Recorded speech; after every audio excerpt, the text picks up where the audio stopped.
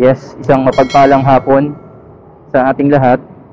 Kasi for today's video, pupuntahan natin ang simbahan ng Our Lady of La Salette, Huasay Parish, dito sa may Muzon View, City of San Jose del Monte, Bulacan. Yep, motor blessing tayo. Siyempre, hindi lang naman ang pagbe-blessing ng motor, naniniwala ako, hindi lang yan kapag bagong bili ang motor. Diba, syempre dapat pinapablessingin natin yan every once in a while na nagiging successful yung mga rides natin. Kung meron tayong mga dapat ipagpasalamat, syempre, sa safety natin sa araw-araw. So, hindi lang dahil bago motor mo, doon ka lang magpapabless. So, yan, today, magpapabless tayo ulit ng motor natin for another successful ride nung Baguio ride natin sa Mount Olis. So, yan, from here, kung gusto nyo rin pumunta, ayan, panoorin nyo lang tong video na to. So from here sa Quirino Avenue, diretso lang tayo hanggang Lacson Avenue. Tapos lalabas tayo ng Taft Avenue. Tapos ang labas natin, MacArthur Highway. Tapos from MacArthur, papasok tayo dun sa may M. Villarica. Tapos ayun, tuloy-tuloy na yun. Makikita na dun kaagad yung simbahan ng Our Lady of La Salette. Ayan, napakakalmado ng daan ngayon. Thank you, Lord. At medyo maganda ang panahon, makulimlim. Sana hintay ulanin para mas maganda yung pagbablog natin papunta dun sa Our Lady of La Salette. So nagpapasalamat nga pala ako dun sa mga nanood ng ating video, yung sa Baguio ride natin, tapos yung part 2 continuation, yung sa Mount Olis camping natin. So siyempre, as our way of saying thank you kay God for the safety, sa mga blessings na binigay niya sa atin, deserve ng motor natin yung blessing, siyempre.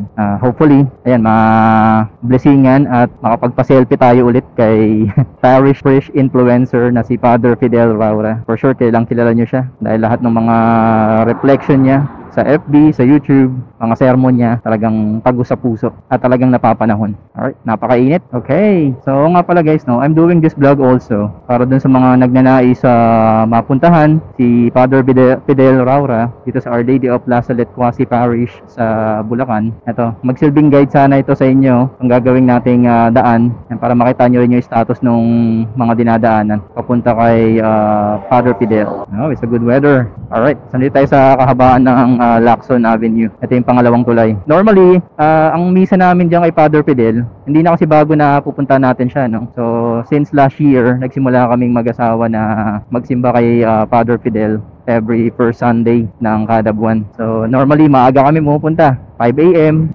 Mass, or di kaya yung next Mass after ng 5 a.m. like yung 6:30 Mass or 7 a.m. Mass ni Father Fidel. Hindi ko lang sure, hindi ko na check yung mga schedule eh. So ngayon, since napakadilim pa ng 5 a.m. kanina, so we chose to attend the Holy Mass around 4 p.m. So time check natin ngayon alas 2. So sigurado naman ako na aabot tayo sa misa at meron tayong mauupuan. So kung manggagaling ka sa Manila, may 2 daan naman papunta dito kay Father Fidel sa Our Lady of La Salette. Merong daan papunta sa Commonwealth, tapos yung dadaanan namin ngayon ito, dadaan tayo ng MacArthur Highway, tapos papasok ng M. Villarica. So mas kalmado dito sa may bandang MacArthur para sa akin.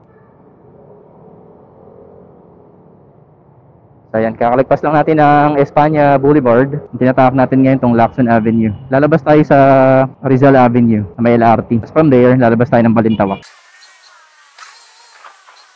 Okay, so ayan, nakalagpas na tayo ng SM City San Lazaro, Rizal Avenue.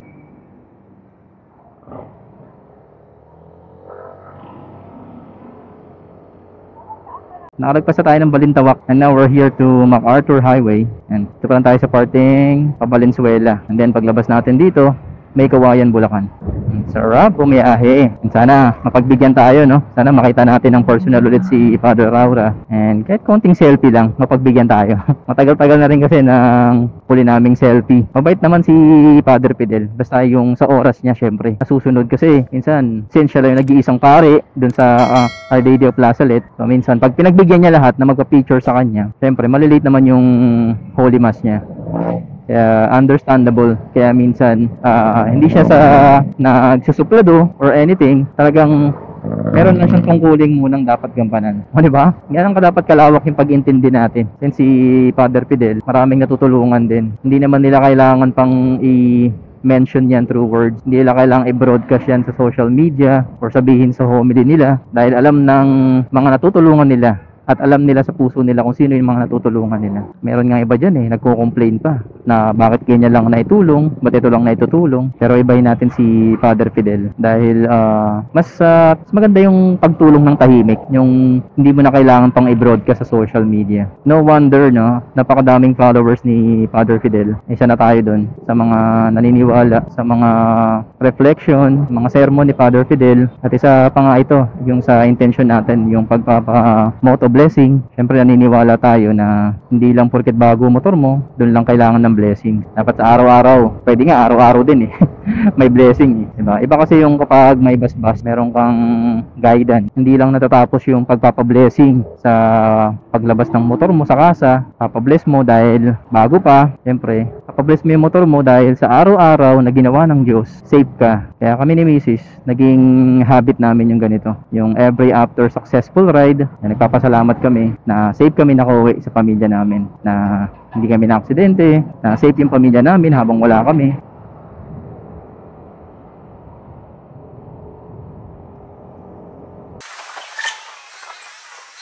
Pure Gold Valenzuela. Okay, nandiyan tayo sa may boundary ng Valenzuela at ng Bulacan. Yan, so pagtagpas dito, yan, may Kawayan, Bulacan na. Malapit na tayo. Kakanan tayo sa may M. Villarica. Dali lang naman tandaan yung landmark kasi paglagpas na siya ng tulay. Alright, so far, ganda na ng road condition dito, no, sa Bulacan. So yan, shout out kay Gob. At least nabigyan action na yung mga reklamo ng mga motoristang dumadaan dito.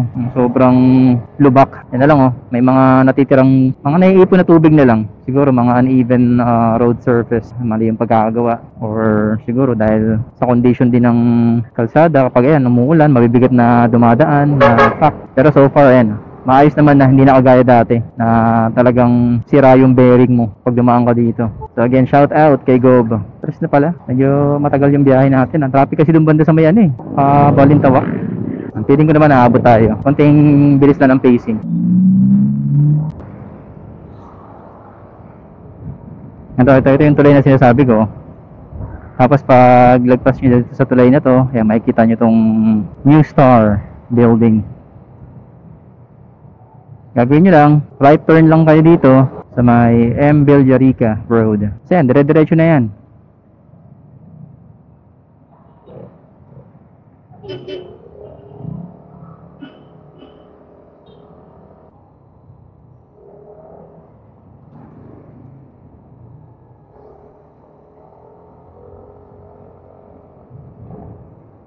Yung road condition nga lang dito, yan, may mga lubak-lubak pa. Kaya kung pupunta kayo ng madaling araw, yung mga first mass ni Father Fidel, medyo ingat kayo. Dapat medyo maliwanag yung ilaw nyo. Kasi may mga hukay dito na medyo malalalim pa. Or suggest ko, doon kayo dumaan sa Commonwealth. Mas maigi yun kaysa dito. Kasi dito sobrang dilim din kapag yung mga 5 AM mass. Lalo't hindi mo kabisado yung kalsada, maganda na yung safety.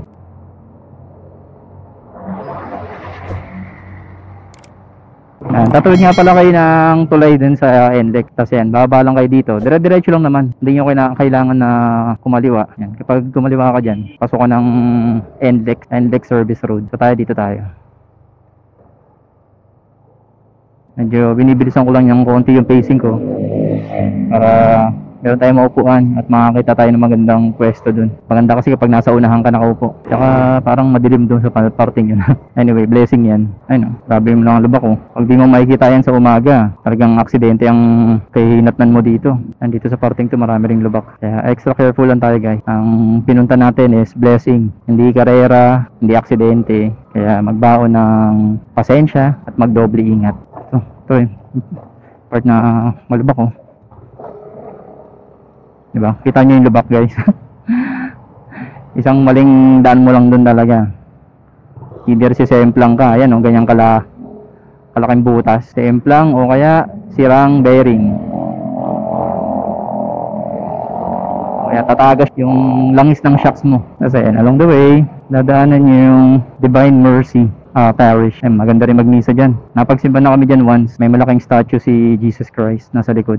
Napakaraming bus ngayon kaya napakahirap sumingit. Tapos dito mag-ingat din kayo, guys, oh. Dahil pag baba nyo dito, yan, oh, may malalim na hukay. So, extra careful lang. Dahil pag narating nyo naman yung simbahan ni Father Fidel, talagang super worth it.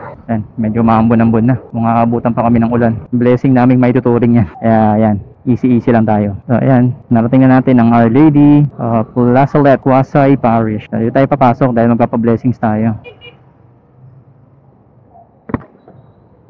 Pas blessing po. Ano po? Akan po kayo sa kanan, sa dulo po. Okay, thank you. Yan ang church ni Father Fidel.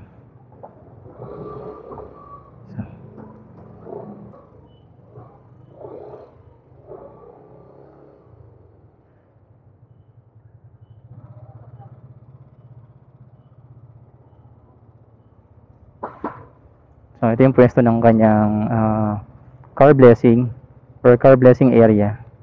Dito yung mga motor. Ayan. Pwesto na natin yung motor natin. Wala pa ibang motor eh. Pero feeling ko meron yan mamaya. Thank you Lord. Save kami. Hindi pa naman nagsisimula yung misa. Pinababa ko na si Mrs. Pinakuha ko ng upuan para may pwesto kami maganda. Dito pala sa harap ng simbahan ni Father Fidel, yung eskwelahan. Ito ata yung kinukwento niya na nung wala pa siyang matulugan, dito siya pinatulog ng mga madre. So yan, napag-park na tayo dito. Pasok na tayo sa loob para sa misa. Tayo na lang natin yung blessing mamaya after ng mass.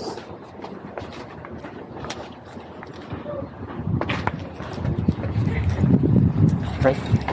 Pasok na tayo sa simbahan.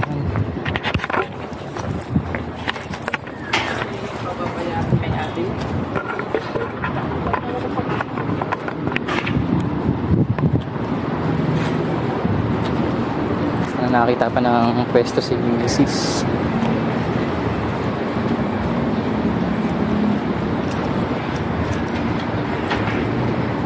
Ito na yung simbahan ni Father Fidel.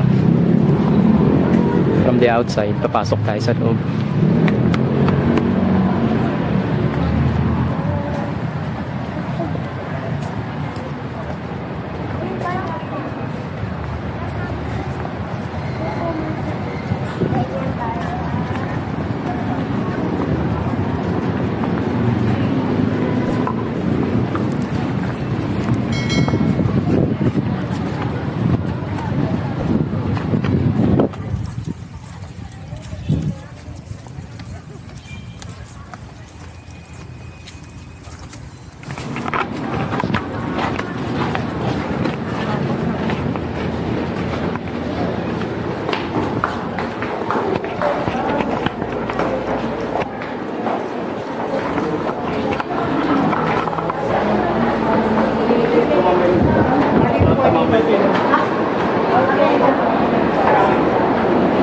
Doon tayo.